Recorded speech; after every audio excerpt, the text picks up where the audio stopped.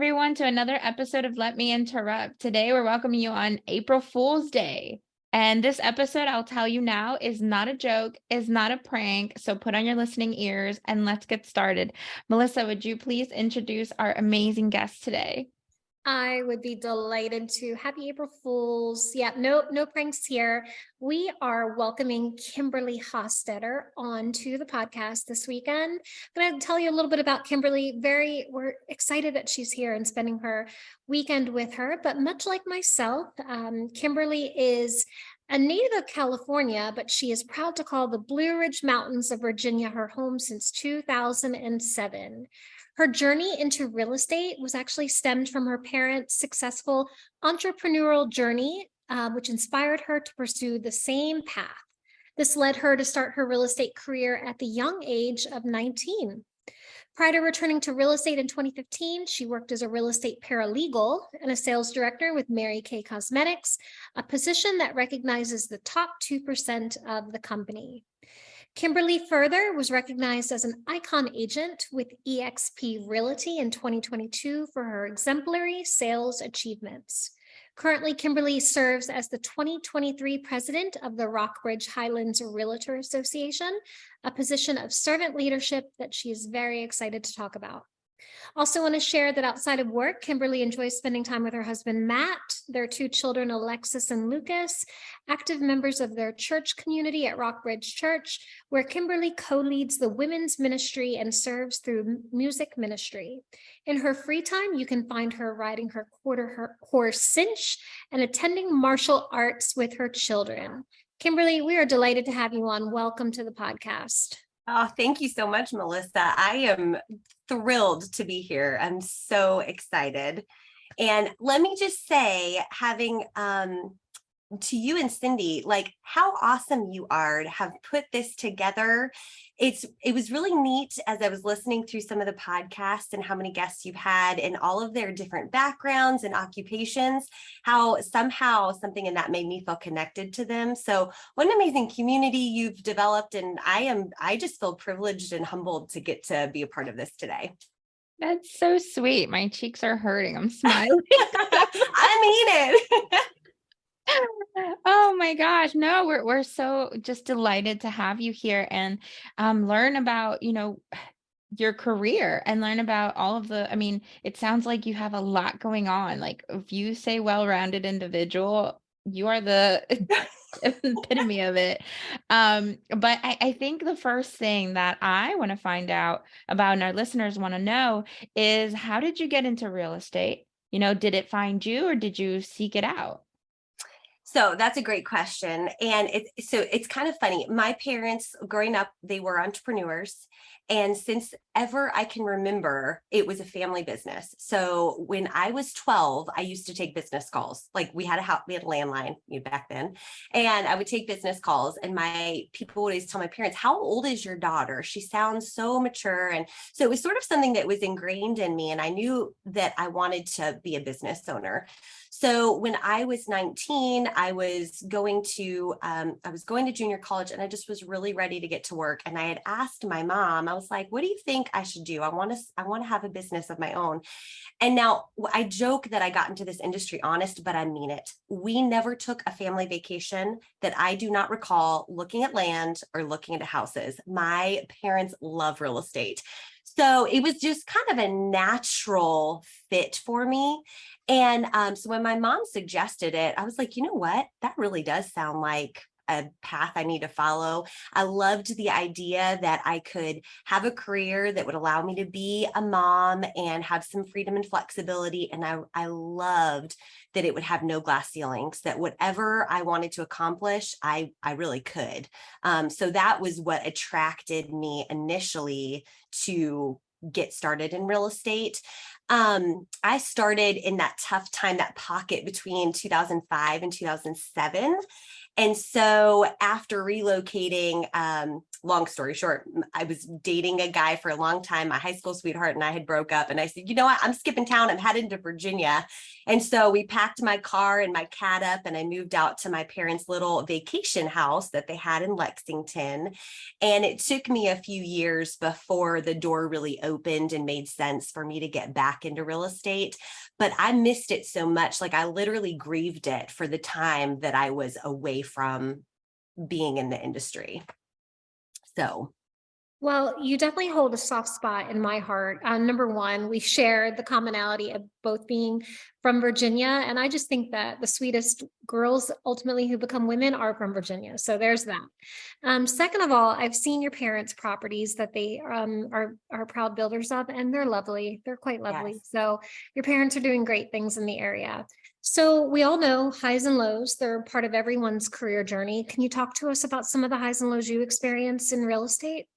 That is such a great question. And for me, I sort of feel like a tip of the sword, if you will, as far as like I am in the prime of my journey in real estate. Like I'm just on the upswing of all of the good things and really excited. Now we're in a tough market right now, but I would say kind of the answer to that, and this is probably sales specific or real estate specific, but the highs and lows unfortunately come on a fairly frequent basis, right? Like it's like a daily, weekly, monthly thing for me. Otherwise, it's been a nice continual build towards positive things in my career as a whole. So I don't remember going back and looking like, oh, that was a really tough place. But the truth be told, this occupation is super important, right? Like we sit with people around their kitchen tables and walk with them on one of the most important journeys of their life. It's their home. It's one of their biggest financial decisions that they make. And so that tends to come with kind of a continuous high-low pattern. I even had it yesterday. It's like I'm sitting here just kind of taking a day off with my kids, and I get an SOS text like, we found this house, we need to move on it right now. And so I was like, okay, we're going to move on it right now.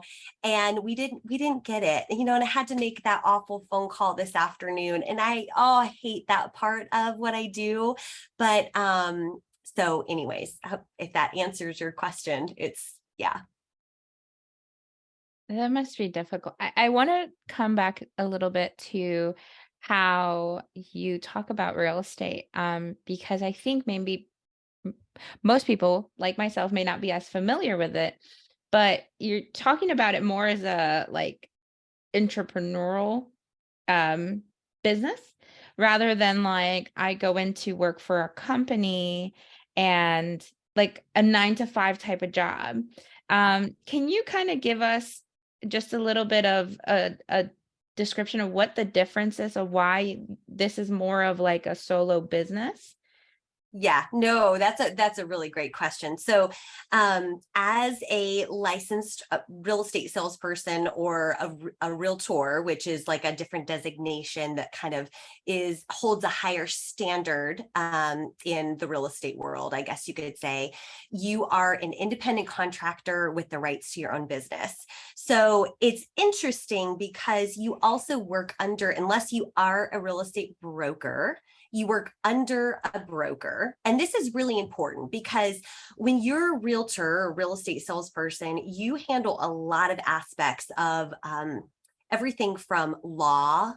When you're preparing contracts, I mean, these are binding legal contracts. You need to have a general knowledge on title. You need to have marketing experience. You need to know how to deal with the public. I mean, there are so many hats that you wear.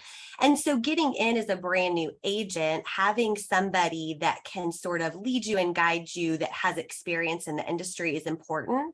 And so that's why they have it set up. So you're an independent contractor under the experience of a broker. And that broker is kind of responsible for you, making sure that you're preparing good contracts, that you're dotting all your I's and crossing all of your T's.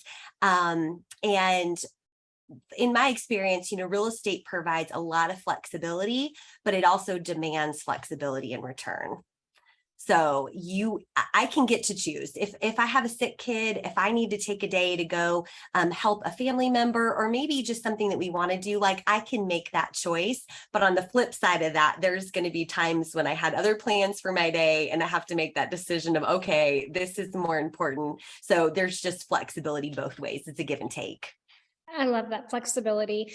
I wanted you to touch on, and by no means do you need to like dust off or blow off the dust off of old textbooks, but wanted you to kind of just like briefly touch on, so depending upon your career, like by background, I'm a nurse. So after training, I had to sit for a state board. They're different across all different states. Sometimes you can have reciprocity into other states. When I came to Texas, that was the case. Can you talk to like, is there a certain number of hours of training that you go through and then you take your state specific exam? Is it good for all across the country? And that's, I'm just asking out of curiosity.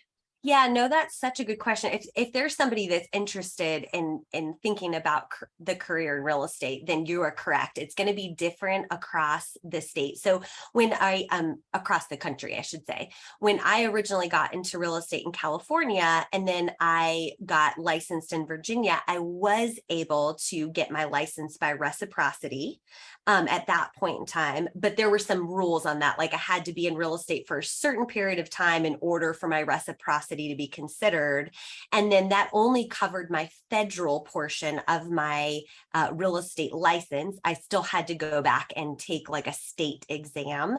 So each state is different and typically is kind of an umbrella idea. Most of the time, what they'll have is a certain amount of hours for pre-licensing. So like in Virginia, it's 60 hours. So you have to take 60 hours of pre-licensing courses, which can be done in person or, in the world we're in, it can be done online.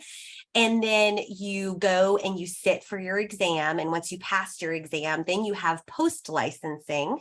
And then you hang your license with your broker, and then you have continuing education. So like every 2 years, we have to keep up with a certain amount of continuing education. And then of course, there's all sorts of other education you can receive in terms of designations and different things that will help your advancement, just, on knowledge, and then also on some recognition on paper that you get to say, hey, I've got this accreditation, which is one of my goals. I mean, I would really like to invest more in that. They're obviously time consuming, but they're recognized across the country, those designations are. So, and what's funny is, in the lifelong learners, right, that we need to all be, what you prepare for and study for and learn on your licensing exam, unfortunately, has very little to what you actually do in the field. And so then you're sort of on a journey of, okay, what else do I need to learn? But if somebody was listening right now and they were kind of thinking that this could be a good career path for them, I personally would recommend, like, the first thing they do is go sit with a realtor that they know and trust and pick their brain and take them to lunch and just learn from them. I think that's probably the most valuable introduction to how to get started. Not only are you getting lots of realtors some lunches, Yeah. but it sounds like, thinking about it in the entrepreneurial sense and contractor sense, those connections are going to matter. Building that network is going to matter. So that's a good place to start. But then now I want to get a sense from you, and I'm going to add a little addendum to this question too, is can you talk to us about, what it's like being in control of your professional destiny, and kind of talk about the hustle of what it takes to do what you do? And the addendum that I'm adding is, can you talk about safety and how you feel, going into these showings or interacting with people day to day that, some may be families, but some may be people you've never met, seeing independently, and how you also, build that into your day to day? Oh, Cindy, you touched on some really important things with real estate, especially the safety one. Now, I think anytime you're in a sales position, and I will say in the in between of my real estate journey, after my husband and I had our daughter, so it was kind of one of those crazy seasons in our life because I'm working my 9 to 5 at this point in time. He's working his 9 to 5. I am like way pregnant with our first child, and we start a construction company for him. And so fast forward a whopping 90 days later, now the baby's here. And I'm like, I can't do my 9 to 5 anymore. I have got to find a way to have a little bit more freedom with this new season of my life.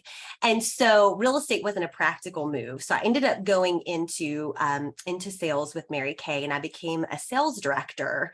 And all that to say, that was such a pivotal part of my journey because it taught me a lot about the mindset needed to really succeed in sales, because there's a lot of similarities across the board. Now, I never like to think of myself as a salesperson. I am a consultant. I consult people, I advise people, I help them to have the best outcome in their journey. But the truth is, when you're in a position where you are kind of putting yourself out there as the product, if you will, there's a lot of vulnerability in that. So Mary Kay gave me a lot of tools in my toolbox. It also born in me like a leadership role that I didn't even know that I wanted to have in my life. It just kind of showed up from that. But one of the tools it gave me was goal setting. So when we're thinking about, okay, you're kind of in control of your destiny, they were so big on goal setting and vision casting and vision boards and really owning what you wanted to see happen. And so, of course, my husband, God bless him, when I first started doing this, he thought it was the goofiest thing ever, right? I would get my big poster board and I would print stuff out and I would print pictures, whatever that looked like that I wanted to see happen for us, whether it was a vacation and it was usually multiple things. And then, of course, there was always personal growth things as a part of that, still is. And I would put them on this poster board. And I don't know, I want to say, so this has been, my daughter's 11. So I've been doing it for at least 11 years now. And so about 2, maybe 3 years ago, he walked into my office and I was working on one of my vision boards for the year. And he said, I just want you to know something. He said, I have for years now, look, I'm going to get like emotional talking about it. He said, I've for years watched you put together these vision boards, and piece by piece, I have watched the things that you have gone to work for come to fruition for our family. And it really inspired him to do written goals. So now I'll put a little plug in for actually I have it sitting right here. It's called Cultivate What Matters. And it is an amazing Power Sheets. It's a woman-owned business that is kind of directed towards women setting their goals. And this is a plethora of things, but I use that for goal planning to keep me kind of on track. And what I love about that goal planner, I still do my vision boards because I like those, but they do a 90-day refresh. And so every 90 days I have permission to, like this year, I'm like, how in the world is it already spring? What happened? And so like that 90-day refresh is really valuable to reset and go, okay, maybe I need to regroup a little bit. So I think that that's really important as far as being in control of your destiny, is knowing where you're going, having that roadmap in front of you. So does that kind of answer that part of the question a little bit? Mm-hmm. Yeah. So, that is a little tricky. I wish I could say that I've gotten to a level of mastery on owning my schedule. I work really hard to be the boss at night and the employee in the morning and tell myself what I'm going to do the next day. But with the dangers of freedom and flexibility, and then also real estate specifically kind of tends to be a reactive business. So I'll wake up in the morning and I'll think, okay, I'm going to make my calls here and I'm going to do my office work here and I'm going to show property here. But let's be real, in the speed of the market that is current to date, if something hits the market, I'm probably shifting my schedule and going and showing that property. So it kind of goes back to that flexibility piece. Now, to answer your question in regards to safety, because this is something that's super important to me, and I'm fortunate to work in an area that is relatively safe. Like Rockbridge County, Lexington, Virginia is a great community. We have a very low crime rate. And for me, 95% of my business is by referral. So very rarely am I working with a stranger. But there are those cases, and this actually happened to me last weekend, where I got referred somebody it was referred by a big lender, a nationwide lender. So don't know the loan officer personally, didn't know the client personally. And the fiance, the woman, I talked to the woman, but her fiance was going to meet me to go see the house. And I just had a little bit of unease about it.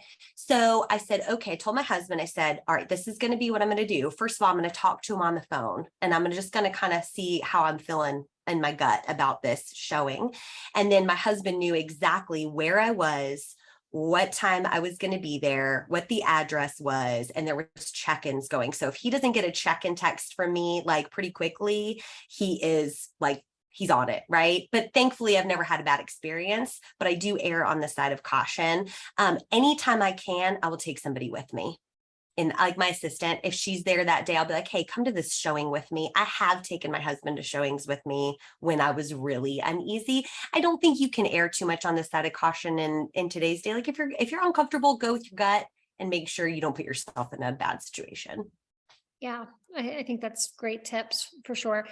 So a couple thoughts as we were talking. One, I forgot for a moment who the realtor was when Cindy said addendum. I was like, oh, it's such a realtor term. I love it. I love it. That was, yes. For a brief moment, I thought Cindy was the expert. Okay, so that was that. Two is, this episode is like jam-packed full of really, really good education. I've had the pleasure of having two realtors in my life. One I met, she was a brand new realtor. She didn't even she had not a single sale under her belt. And I met her at my son's youth baseball game, like little league team. And she said, listen, I'd be happy to be your realtor. I just need you to know I'm brand new. We would be like doing this together for the first time. And, I gave her that opportunity. It was a learning lesson for me. Had the pleasure of meeting another realtor in my life who was just, again, a really great fit. So I've been blessed all the way around, both instances. But shifting slightly, not everybody is easy to manage. So let's talk about clientele's expectations.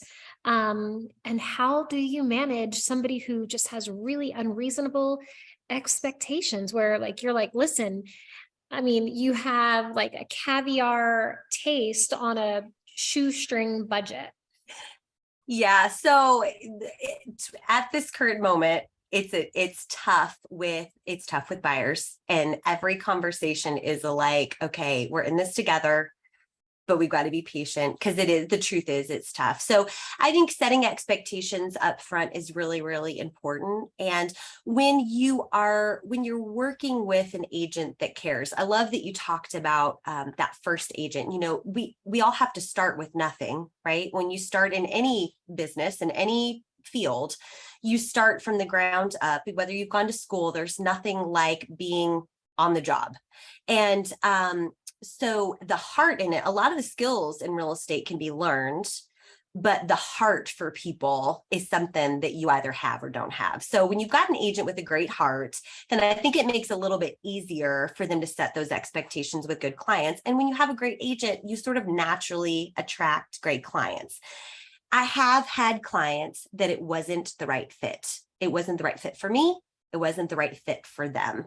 And there are situations when you're like, hey, we need to find you somebody that is going to be a better suited person for you. And I've had clients who just really sucked the life out of me. And truthfully, they never ended up doing anything anyways. They just did not treat me like I was a person. And so those are relationships I'm very leery of investing too much in. My good clients, they trust me, even though it's frustrating, even sometimes discouraging when we're not getting the results we want immediately. Or maybe it's not even the results immediately. Maybe it's the challenges along the way, right? because once you go under contract, that's when the real work begins in a real estate transaction. So sometimes those expectations are really important, but it's also reset. It's kind of like resetting your goals. It's resetting expectations along the way, because they're going to change. Like everything in real estate is fluid. And one of the things that makes it so much fun is there's no two transactions ever alike. Every single one of them is different. And so it's very much just reading each situation and having conversations and staying, like for me, the important part is staying in touch with my people, because if I'm ahead of the phone call, oh man, I always feel so much better than when they're calling me and I'm like, oh yeah, I meant to call you, like that's so yeah, but really good questions. And then to guard, my personal time, there are clients that I don't mind, texting late at night, or, maybe I've built so many personal friendships through this business that there are those people that it's just a little bit more easy with. But for the most part, I do try to make sure that I've got some boundaries set so that my family gets the best of me too.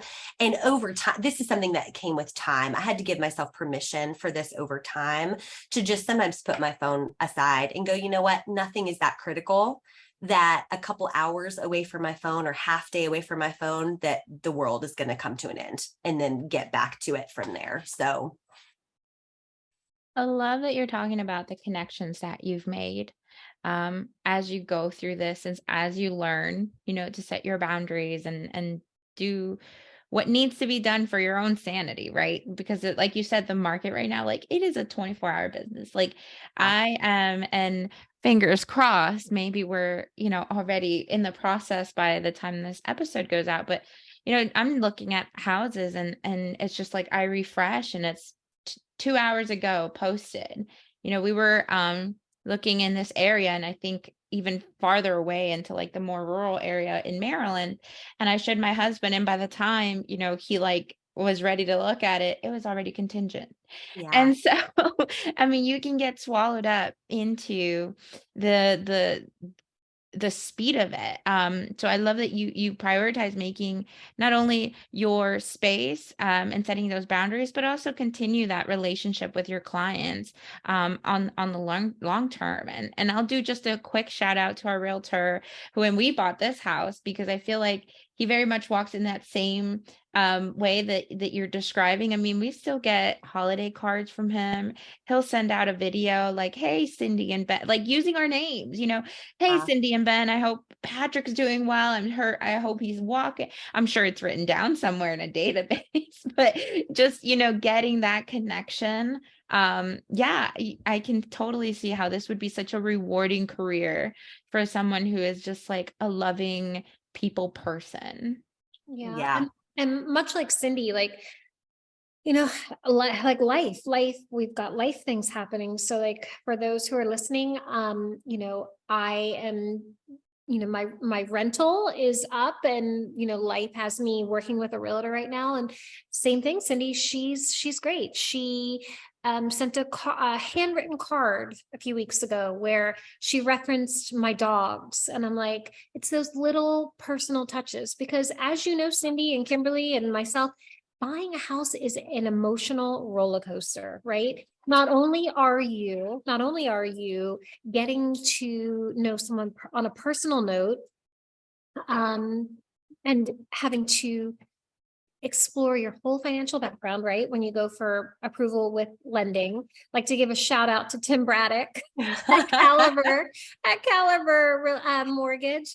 Not because you are putting your trust, right, for some of your most personal details of your life in your realtor, and like what you want from a home and what you're looking for. Like for me personally, I do not like, and who knows, maybe a big tycoon of the laminate industry might be listening to this, but I do not like laminate. And Tim and I joke about that. I'm like, I can't stand laminate. I can't stand it. I think it's the most eyesore for me. I love that like natural wood, and but it's an emotional roller coaster. You see yeah, a home that you absolutely fall in love with, and you think that you're not going to find another home that's going to check off all those check boxes. So when you have to deliver bad news, Kimberly, I'm sure it's tough, right? People fall in love with a home, and they can actually actualize themselves being in that space. And then when it doesn't come to fruition, then, you're kind of back to square one.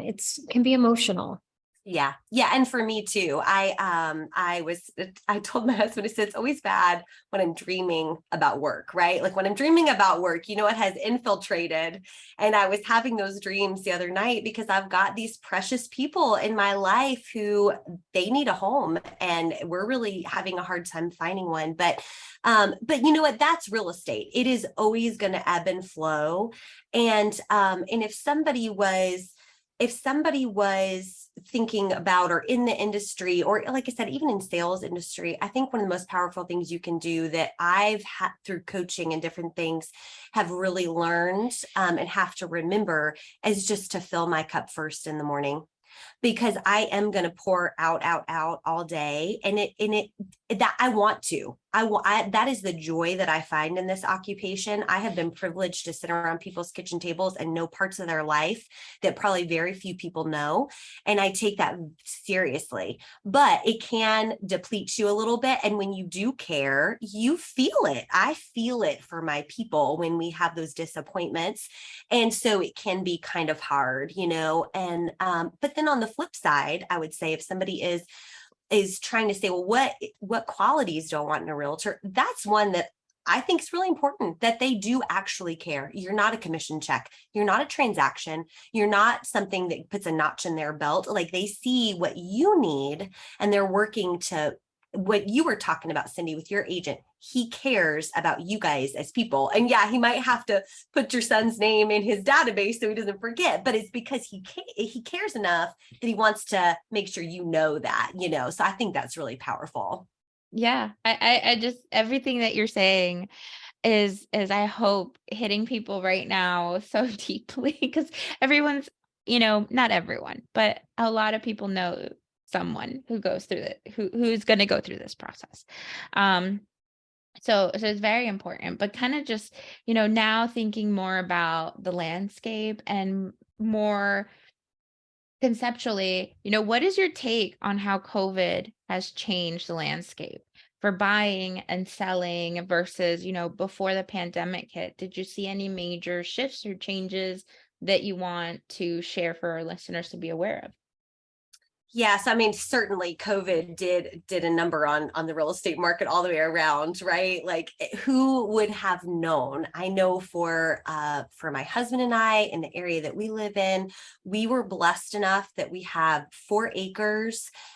There was never a moment during that season when we felt trapped or when we felt like, oh my goodness, we need to break out. Like we had space. And so as people were starting to relocate from other areas where they didn't have that privilege, I understood on the flip side of that, I didn't have to experience that I could walk outside and go jog around my yard. And so I think one thing that COVID did that is here to stay is it really brought to light the value of homeownership, how our homes are our sanctuary places, like the walls in which we live, how important those really are. And so that started this powerful trend of homeownership. And obviously it's led to other challenges that we're now seeing in the real estate industry. The other fascinating trend that I don't think is going anywhere anytime soon is the ability to telecommute. Now, I know some people would rather be in office, even if they have the option to telecommute, and some employers would rather that be the case. But for the most part, a lot of people have the ability to telecommute. So for specific, in the rural area of Virginia that we're in, we still have some infrastructure with internet that needs to be met. So not every area in my demographic that I work can even suit somebody. But what has been a little tricky for both buyers and realtors is crossover searches. So somebody can be looking, like if someone wants to be in Central Virginia, they might be looking 5 counties over. And not typically one agent isn't going to serve that kind of broad span. And so it makes it a little bit challenging as you're sort of picking up referral agents and trying to bridge all working together as a team, even though you're not technically a team, in order to make somebody's purchasing needs a reality. So I would say that's something that has been a newer thing that's I don't see it going anywhere. So, in kind of driving this home, because this is, I tell Cindy all the time, like after almost every podcast, that was my favorite. This is a really solid podcast. We're getting a lot of really good info here, but kind of circling back to expectations, we're going to link the journal. And before we hop off, I want to write down the name of that journal because I want to look for it. Hopefully I can find it on Amazon. The good part about living in the part of Texas that I do, often Amazon delivers every day. I don't know how it's in your area, but we get almost everything that I order is same day delivery. So if I ever move, I will miss that component. But okay. So circling back to expectations, do you recommend to your clients to sit down with a checklist or bring like a short list of things that they should bring when they're either interviewing a potential realtor or even coming to their existing realtor with like, look, these are the fundamentals that I want. I know I don't want laminate, so don't show me anything with laminate. Or Right. or do you try to get them kind of in the mindset like, look, I know you might not like laminate, but I heard there's hardwood underneath this laminate. So let's consider maybe pulling up that layer. Like, what are some key things that you try to prepare all your clients, both current and future, as far as making sure that they manage their own expectations? Sure. Yeah. So I like to think of it as our wish list, right? So we have like the non-negotiables. So for some people that might be a 3-bedroom, 2-bathroom, and it doesn't matter how great a house is. If it doesn't have those items, then it's not the one. So that would be like the non-negotiable list. And that is very helpful for me, like to know those things as we're house hunting. And then we have the wish list, right? These are the things of like, in a perfect world, I would have X, Y, and Z without exception, and this would be my budget. And the budget, of course, is always key. And, when somebody is on their home buying journey, if they don't already have a great lender, if they have a great realtor, their realtor will get them connected with a great lender. So those are important crossover relationships that are going to take place in most purchases, unless they're cash. But so when we sit down, whether it be an initial consultation with a client or revisiting, like you were kind of saying, like updating those expectations, having those wish list items. Now, depending on the climate of real estate, or maybe even when inventory was more prominent, I think you always still have things that don't get met on the wish list. But, it's kind of like when I met my husband. If I was to have said all the things I pictured in my mind that my future husband would be, he probably wasn't all of them, but he was all of the good stuff. And so the other stuff didn't matter anymore. And I think when you find the right home, it's very similar. It's like when you feel you walk into a property, or nowadays even virtually walk into a property, and you're like, oh my goodness, it has laminate, but I don't care. Like there's something about it when it's the right fit, that all of a sudden you can see past that thing and you're moving forward.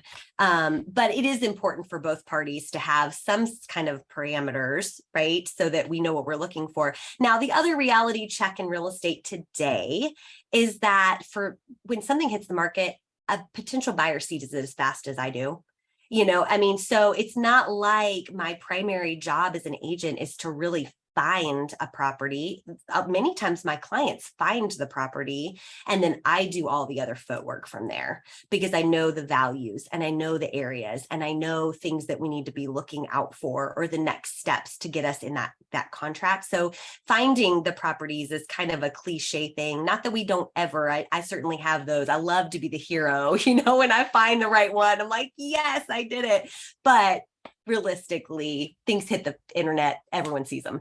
So yeah, I just want some insight into the realtor's mindset. So I am working with a realtor right now, and I send her things, probably a couple times a week, probably more than I should. I'll send her house listings, and I'm like, look what this person did. Every room is blue, or like, I don't like this, or this is what I'm looking for. So is that helpful for a realtor to kind of get those pieces? I love when my clients are as communicative as I want to be. Like it for me, it's a helpful thing. And that may be agent specific, right? Like some agents may feel differently about that. But for me, when that conversation is open and we're engaging, even if it's like, hey, we haven't found the thing, but the line of communication is open of like, we both know we're looking, like we're on it, for me, I love it. And it is helpful for me to start to understand better, especially because you have clients that are in person and you're going indoors and you're looking at things together. Well, that's a beautiful way to figure out what they really want and what's speaking to them. But then you have people that are looking from afar and all you're doing is looking online together. And so that's a little bit harder to kind of fill in the gaps of what really speaks to them or how a property feels to them. So yeah, I think the more communication with an active buyer, the better off that is. But yeah. No, that's great advice. And as I mentioned, I think, we're thinking about moving to Texas. We're thinking about moving to Texas from Maryland. So that's a big move. And the biggest question that we are kind of bouncing back and forth with my husband is, do we go there first? Do we do this virtually? Do we, wait till we have money in hand from our home to know exactly what our buying power is going to be? I mean, there's so many variables. But it is good to know that, having that open communication is going to be helpful. And like you said, the same way that my parents bought their house, I remember we went into the Realty office and they had printouts of the house and they were like, here are your options. And then they went and they saw the house. And when I told my dad, he was like, well, if you go in there, your realtor is going to give you all your options. And I was like, no, there's a portal of some, online and I have to do that lift. And I think it was like, there's a little bit of a hesitation from him. It's like, that's not how it works. You shouldn't have to do that. But it's almost like, no, the game has changed. There's so many options that the printouts that you would get would be, I mean, looking just at the map in the Houston area, there's like hundreds of houses with our price range, with the must-haves. So, it is a different experience these days, I think. Yeah, it's so true. Like the inventory of houses used to be proprietary information, and now that is not even the case at all. And like I said, there are times when it's like a little embarrassing. I'm like, oh my goodness, my client found that house. They saw it way before I saw it, But I think that anytime you are a buyer or seller or agent in the marketplace, like it is just a constantly evolving thing. And so being adaptable to that, and then having that good realtor that's going to come alongside you and say, hey, listen, this is what this might look like right now, because honestly, in a couple months, it could look different. And so it's just, really keeping up with those market trends and that market data so that you can educate people. And like Melissa kept asking about setting expectations, I think that's a big part of setting those expectations is like, here's what we're dealing with today. Because truthfully, it does change all of the time. So, yeah, but it's so fun. And it's when you find the right place, or, even if it's the right place for a time, like nothing is better than being able to own your own home. Like it is just, there's something about it. And whether you're paying rent to the bank or not is irrelevant. Like having your name on that deed and knowing that you can paint the walls any color that you want, or you get to build your equity for yourself instead of somebody else's equity. Like it's just a powerful thing. And so no matter what the struggles are, like when you get to the closing day, it's celebration time. Like that is an awesome day. Awesome. Yep. I think it's like fits in like that top 4 or 5, right next to your like own children's birth, like getting those keys and being able to open that door. And completely agree. Okay. So in wrapping up, we always open room to our guests to share a little bit of insight in the sense of, if Kimberly today could share anything with Kimberly at the age of 19, what would she have said to her? Would she have said, to show yourself some grace? What kind of things would she say to the younger Kimberly? And then also, second part of the question is, with the addendum, is what kind of what kind of gems do you have to offer anyone who's listening that might be on that, I'm looking for a realtor journey? Any 1, 2, 3 kind of key takeaways that you're like, yeah, this is what I would direct you to do. Oh man, advice for 19-year-old Kimberly. That is tough. I would say, maybe this is something I'm speaking to myself right now. I would say that action is better than perfection. That is a tough one for me and probably has been for a long time. I'm in a season of self-awareness on this, is like the Nike thing, just do it, right? Just stop thinking about it. I actually listened to, I'll put a plug in for this too, Atomic Habits. I'm on my second Audible, like I only have so much time to read. Audible fills in for everything else. And they talk a lot about that in the Atomic Habits book, and how, there's so much power in action. And he talked about this study at a university where they had photography students, and they had 2 sets that he divided the class in half. And he said, okay, I want all of you to take the perfect picture, and I want all of you to take the best picture you can. I want all of you to take the most pictures you can. And at the end of the study, he was so amazed at how the half of the class that took the most pictures that they could also took the best pictures, versus the class that he said take the best pictures. So anyways, that would be the advice. I would go back and not be now just kind of mastering this, working on just get into action. Don't worry about perfection, because that will come, right? It's not about the length of time you do something, it's about the amount of reps. So if you're looking for an agent, then my number one recommendation is word of mouth referral. And I don't think that you can ever go wrong with somebody you know and trust sharing somebody that they know and trust with you. So that's usually that's how I like to work my business. And it just builds immediate rapport for one another, right? And then the second thing is, if they don't have a great agent, or they are they're certainly looking in the Lexington, Virginia area, they can contact me. But I also have a great network of referral agents across the country. And I have actually a network where we all try to work our business in a similar standard of practice. And so when I contact those agents to give a referral, I know that the vein which they work at, the way that they want to take care of their people, is similar to the way that I work. And so I'm always happy to help somebody find an agent in another area as well. Great. Well, we're going to link all your contact information in our show notes. So we'll be able to direct people back to your website, give them your contact information. Hopefully they'll be vetted through the podcast, so we won't be sending you like complete strangers or anything. Yeah.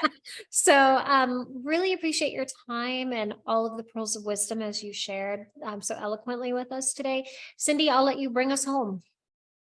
Sure. Yeah. So, to everyone listening, thank you for tuning in. Check out our website. It has been redesigned once more, but it is closer to its final form. So go and check it out. See the videos. You'll be able to actually watch this video on YouTube if you want to see Kimberly and Melissa on video form. So check that out. And if you're already on our website watching our videos, subscribe to our podcast so that you can have us on the go. So as always, keep on interrupting.